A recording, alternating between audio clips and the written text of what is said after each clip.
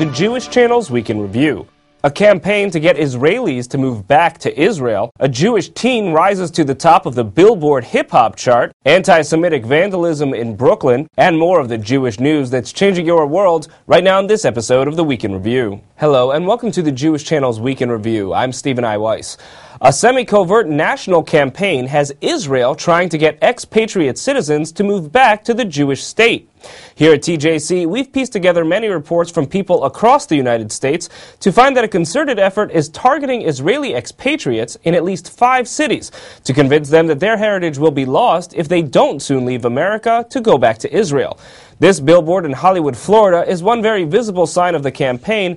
The Hebrew text says, "Before Abba is changed into Daddy, the time has come to return to Israel." While no announcement of a national effort has been made, TJC has found that the same or similar message has been posted on billboards in Boston, Palo Alto, New York City, and Los Angeles. The message is also being sent in television spots on channels targeting the Israeli expatriate community. One carries a similar message as that of the billboards, with a son trying to get his father's attention by repeatedly calling him with the word daddy. Eventually he calls him Abba, Hebrew for father, and the dad wakes up. This is followed with the message, "They will always remain Israelis. Their children will not. Help them return to Israel." A second video reinforcing this message shows 2 Israeli grandparents video chatting with their child. They ask the child what holiday she's celebrating. Instead of Hanukkah, she says Christmas, and the look of concern is followed by the same slogan. An intriguingly different message is sent by a third commercial that suggests that marrying American Jews could make Israelis lose their sense of identity. The video shows a couple returning home and the girlfriend mourning during Israel's annual Day of Remembrance for fallen soldiers, while her English-speaking boyfriend doesn't understand. It closes with the message, "They will always remain Israelis. Their partners won't always understand what this means.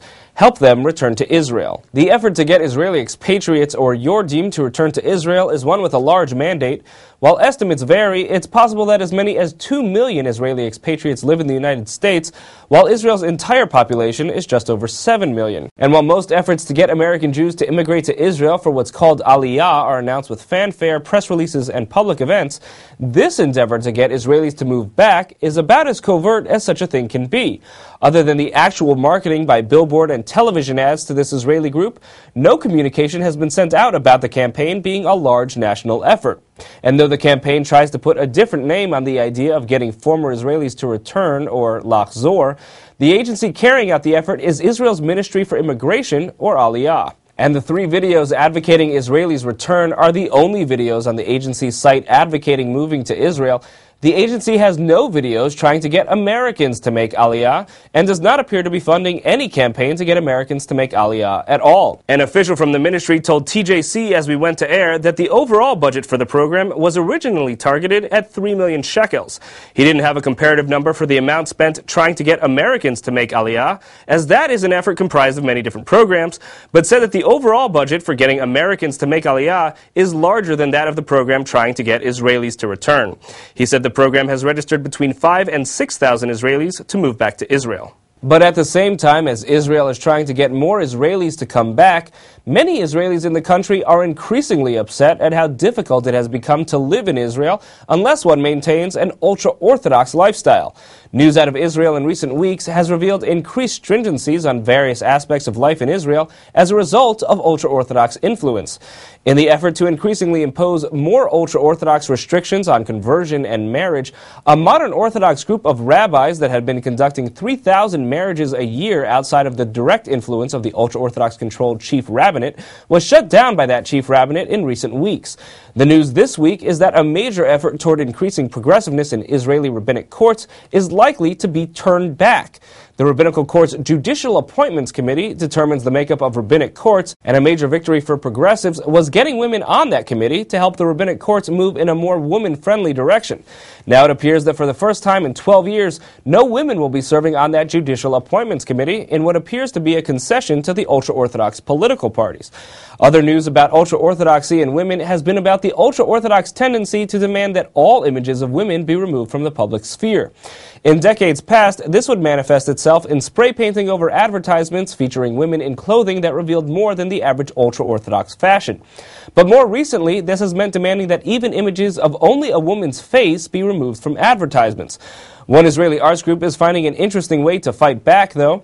The Kolbin Dance Group is reportedly the last dance company to be based in Jerusalem, and they've now announced that they will be pulling their curtains back on their windows, revealing rehearsals for all to see as a protest against the exclusion of women from public space in Jerusalem.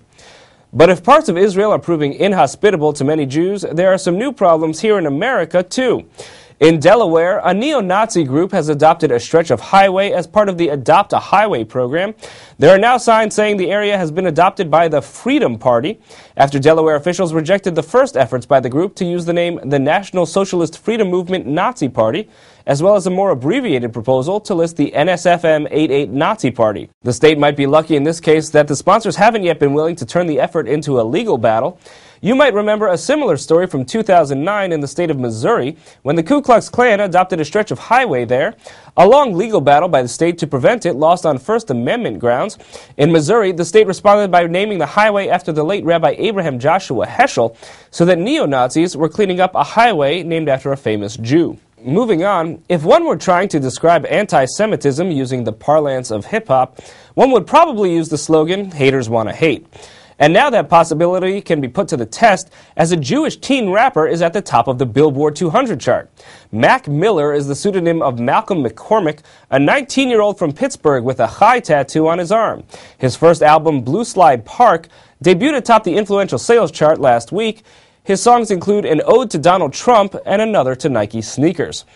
Going from Haters Wanna Hate to I Shall Not Hate, the latter is the title of a new book by a Gaza-born doctor about his efforts for peace between Israelis and Palestinians. Christian Needham reports. Doing away with hate was the topic of discussion at the Forest Hills Jewish Center last week. Gaza-born doctor Izzeldin Abulayesh addressed a Jewish crowd about the aftermath of a personal tragedy that led him to declare I shall not hate, the title of his memoir about losing 3 of his daughters and a niece to Israeli tank shells during the waning days of Operation Cast Lead. To articulate that idea for this Jewish crowd, he quoted the Rabbi of England. Rabbi Jonathan Sacks said, "The biggest weapon of mass destruction is the hate in our souls. God will never change what is in people till they change what is in their hearts, minds, and souls. Don't blame others. Take responsibility and look inside. See your face in the mirror before blaming others.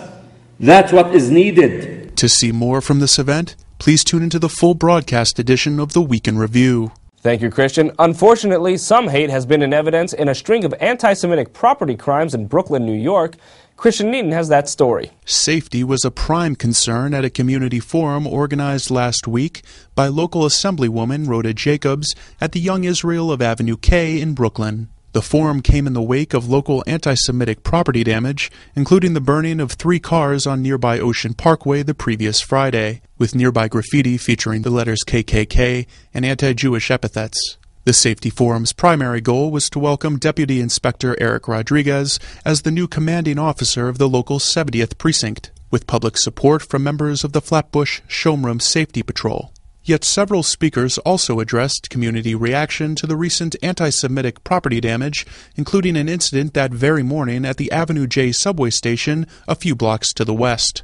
When anti-Semitism and crime rise, and there are many circumstances which abound, we become nervous, and justifiably so, because unfortunately, when there are changes and difficulties in different countries or different circumstances, the target is often the Jewish community, and one of the first targets. So we have a great concern. However, we do believe that in this country, where there's freedom of religion, where there's freedom of conduct, where there's an idea of people coming together for common cause, for good things, that this is a country which is devoted to the law, the rule of law. To see more from the Safety Forum, please tune into the full broadcast edition of the Week in Review. Thank you, Christian. That's all for this week from all of us here at the Jewish Channel. Happy Thanksgiving and be well. The Jewish Channel is available on cable. Time Warner Cable Channel 528, IO Optimum Channel 291, RCN Channel 268, Bright House Channel 330, Verizon Fios Channel 900, Cox Channel 1, Frontier Communications, and now on Comcast Cable in the on-demand menu under Premium Channels. For more information, visit tjctv.com.